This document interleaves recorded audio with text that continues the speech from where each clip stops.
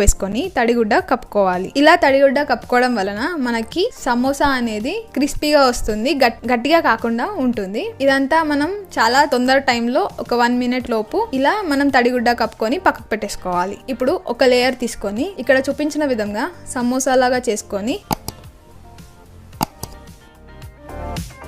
మనం ముందుగా ప్రిపేర్ చేసుకున్న స్టఫ్ని వేసుకొని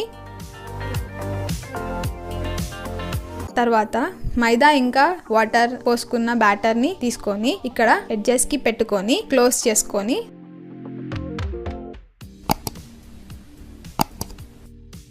పక్కకు పెట్టేసుకోవాలి. ఇలా అన్ని సమోసాస్ చేసుకున్న తర్వాత ఒక 5 minutes పాటు ఉల్లారి పెట్టుకోవాలి. ఇలా చేయడం వలన మనకి సమోసా అనేది క్రిస్పీగా ఉంటుంది.